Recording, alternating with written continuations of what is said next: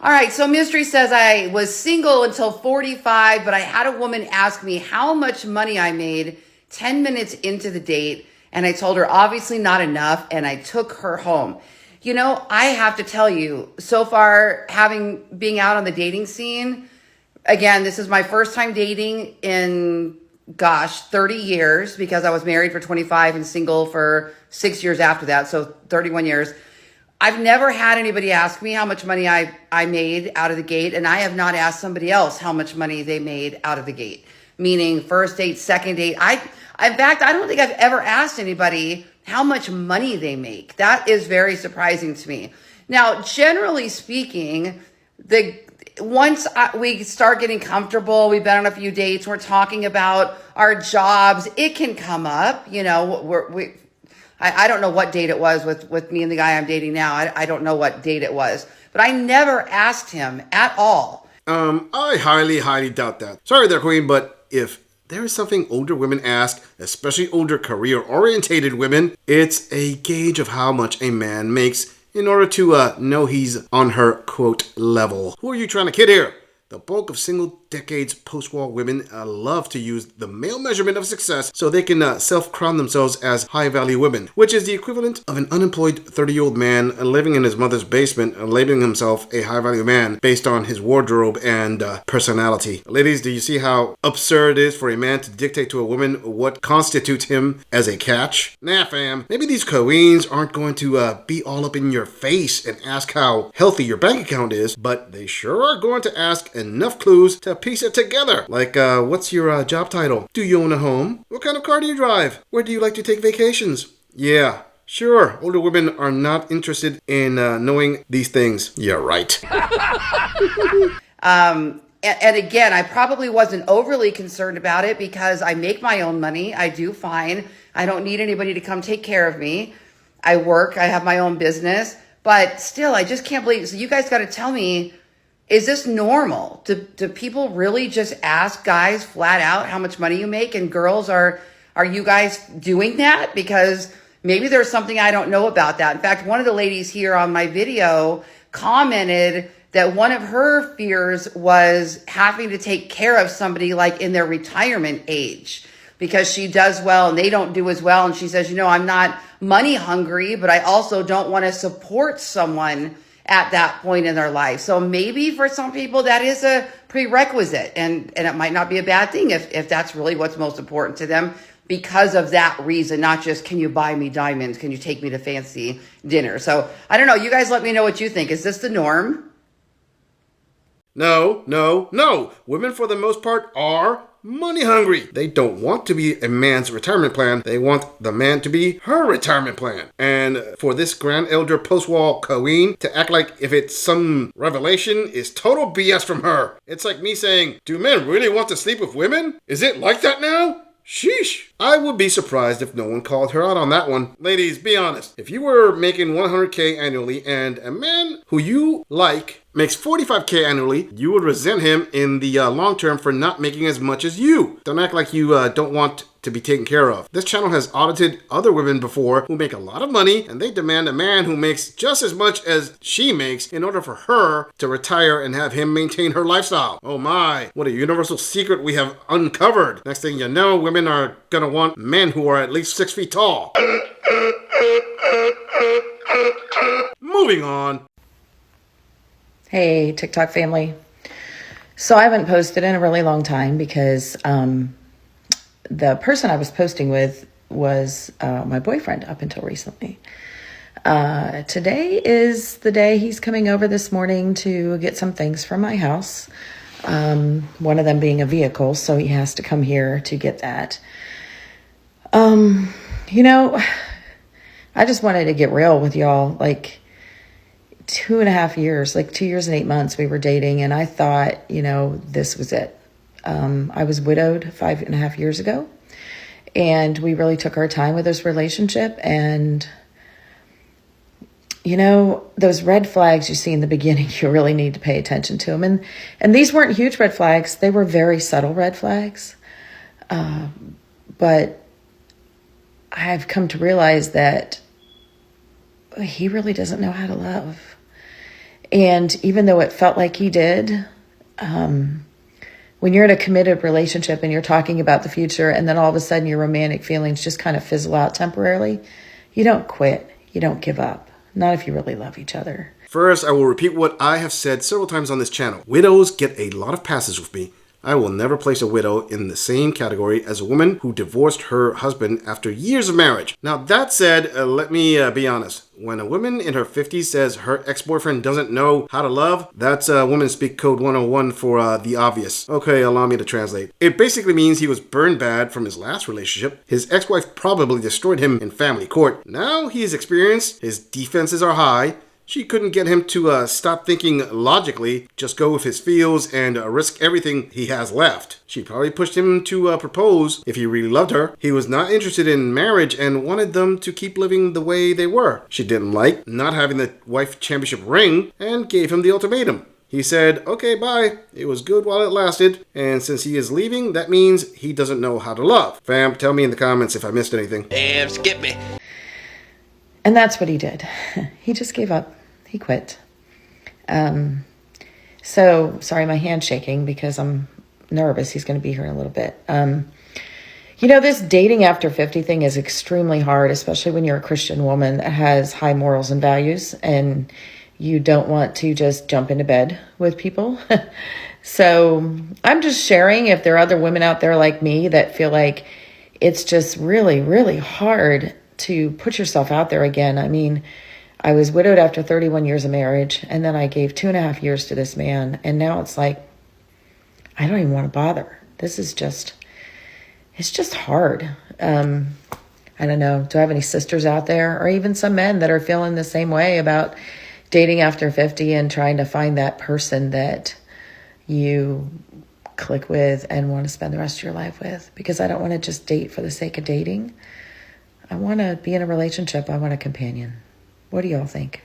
Wow, the clues were evident here. Dating after 50, being a woman of spiritual devotion and having high standards. I'm sorry, but that makes it sound like she demanded way more from the relationship and he decided to opt out. Sister, there are plenty of other women like you out there. Take the hint. Her ex-boyfriend probably had options and it sounds like she just was not able to lock him down. Ladies, it's not a secret that as women get older, their demands go higher and their standards go up. Hey, it's cool. You have every right to do that. But allow this gorilla to impart some food for thought, if I may. When men are between their 20s and up to their early 40s, they are willing to put up with a good sum to take care of a woman because they want children and they want a good mother for their children. Now at 50, men more than likely don't have a need for a new child. Even if they did, a 50-year-old woman can't give them any children. Ladies, with that in mind, why should he even put up with a fraction of your demands to take care of you? He more than likely just wants peace, some bedroom fun, and someone that will not complicate his life. If he can get that with a younger woman, why would he need to be bound to your demands? Fatality. Flawless victory. Moving on.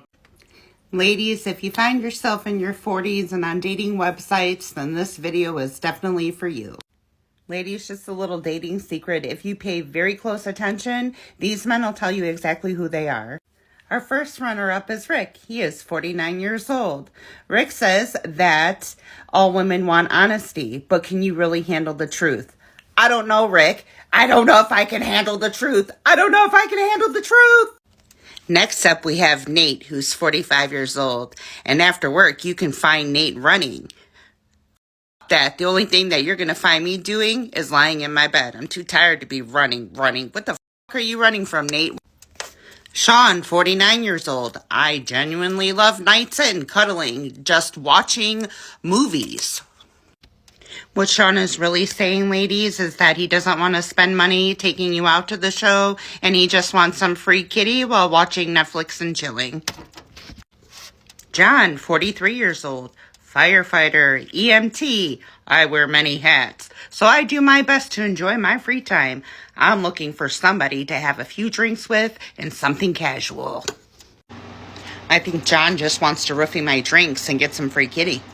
Can women handle the truth? Not just no, but Oh, hell no. Ladies, You do not want the truth. What you want is a heavily filtered pat on the back or a comforting lie. You don't believe me? I bet this queen never wants the real answer to the question of, does she look overweight in any dress? Now that's a lot of damage! Oh, sister, we can tell you don't do any running at all. I mean, men have to do better for women, but they need to accept you as you are. Right, sweetheart? About what Sean said, oh yeah, what, you expect girlfriend treatment without putting anything in? Has this queen looked in a mirror? She isn't some young hottie to demand a lot. I'm not saying give Sean what he wants. I am saying she hasn't earned anything. And as for John, I don't think he needs to roofie this queen. I mean, something tells me she actually thinks her roast beef is on par with an uncracked taco. Again, tell my male viewers, if you have been following this channel long enough, you know I always recommend the first date with any woman to be a coffee date. This video is special. Behold,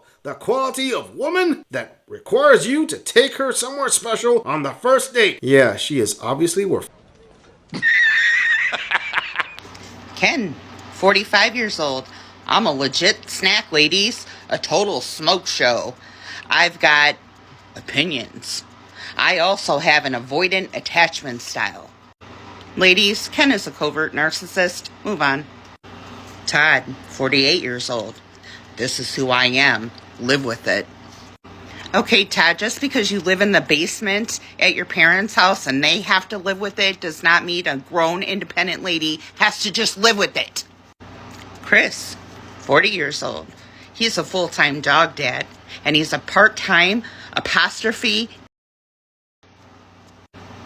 No, thank you, Chris. I think I dated the narcissistic in my last relationship. Joe, 42 years old. Joe's looking for a fun partner to have delicious adventures together. Joe likes to lick the kitty. And last but not least, we have Dave, 44 years old. I enjoy all my friends. I've always been a big fan of groups. I used to smoke, but I don't anymore. I have a female roommate. It's strictly platonic. But if you have a problem with me having a female roommate, we will not be chatting.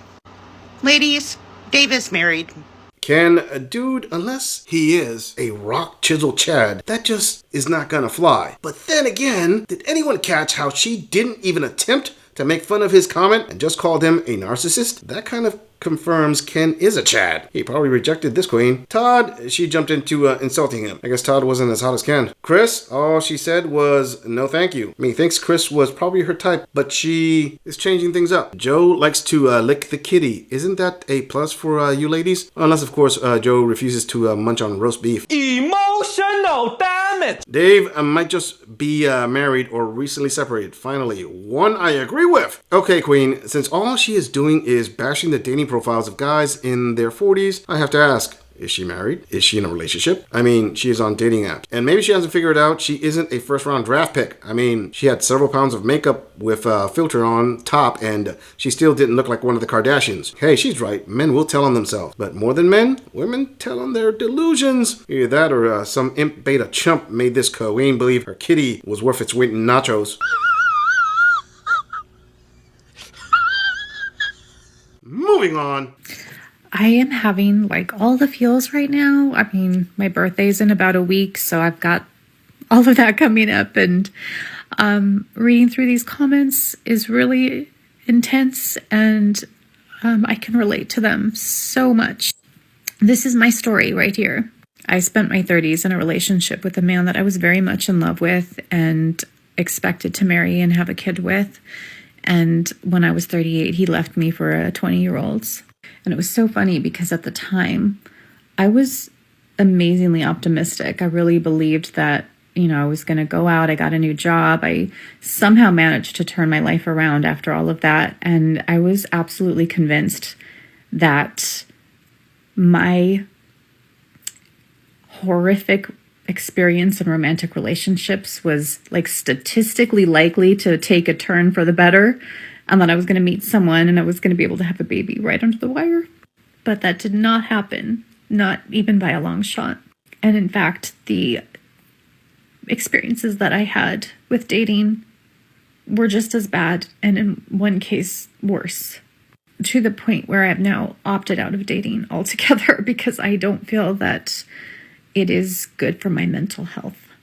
And I'm going to be 47 in about a week, and I think, getting close to the end of the perimenopause phase. And Wait a minute. She said she spent her 30s with a man she wanted to marry and have a kid with. When would she plan to have that child? Yeah, we all don't know the details, but if he wanted a kid, going with a younger woman sounded like the safer bet. And she wanted to have a baby right under the wire after that last relationship fell through. I am sorry, but most people listening to that story, regardless of how they feel, will tell her those were long odds.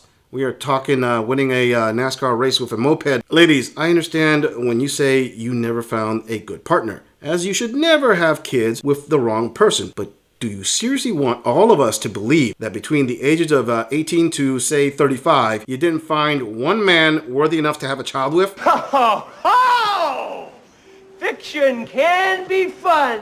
I mean, unless you couldn't because you were locked up, there are several usual suspects as to why it didn't happen. That is, if infertility was not an issue. Could it be possible your standards were unobtainable, aka too high? Or maybe you weren't looking, you just expected for Mr. Perfect to make an entrance? And from Robbinsdale, Minnesota. Or is it possible you didn't put in the work to attract the guy you wanted? I'm just saying about this story with the many years to work with, it sounds like the common denominator here is her. How dare you? there's a lot of intense emotions that I feel about this. In some ways, I'm okay with it. I have taken care of children my whole life, and there's a part of me that's like, great, now it's my turn. But there's another part of me that is immensely sad. I even knew what I was going to name my child. Like, I've thought about her for decades, and it really pains me to know that I will never know her. But I think the hardest part of this is that it comes with so much shame. Not because of us. Like, we don't do this to ourselves. It is all from out there. Our society is so judgmental of women who didn't get married and don't have kids. And I hear it on a daily basis every single time I get on social media. I hear it from my own nieces who ask me sometimes, I don't understand why you're a woman if you didn't have children. They're 7 and 9. Where did they learn that kind of... The shame is everywhere. And I wish I could say it gets easier, but it does not. But I will say that I am getting better at taking care of myself and protecting my journey and loving it and learning to accept it. Ultimately, it is nobody's business. And what's truly shameful is that it's so socially acceptable to shame people who are already grieving and in pain. So do everything you can to tell the shame to F off. Our society is so judgmental of women. Cry me a river, sweetheart. Do you know who gets judged far more than women? Men. Toots, when you walk down the street and see a woman just like you crossing to the other side just to get away from you, or when you go to a daycare to pick up your niece and the women automatically call a cop over to question you instead of asking you, or when you are working out in a gym and a woman records you to blast you on the internet as a creep, then you could talk about the unfairness of others being judgmental. Oh, and the shame that's everywhere, coming from a woman who has made previous videos using shaming language on men. Oh, let the waterworks begin. The irony is everything I just said in the last minute was factual and verifiable. Even with that, chances are I am going to be labeled as a misogynist gorilla for pointing it all out. Oh, that hard primate didn't take her fifis into consideration. Well, I'm not, because all she is tearing up about was in her control. Yes, even her choices in relationships. With the amount of single lonely men in the US alone, I refuse to believe that in over 1 million male souls that are childless in this country, not one was worthy of a family with her. Women have 100% of the power to decide who does and does not get born. Sorry, Queen, your egg carton is empty because you let those eggs dry up.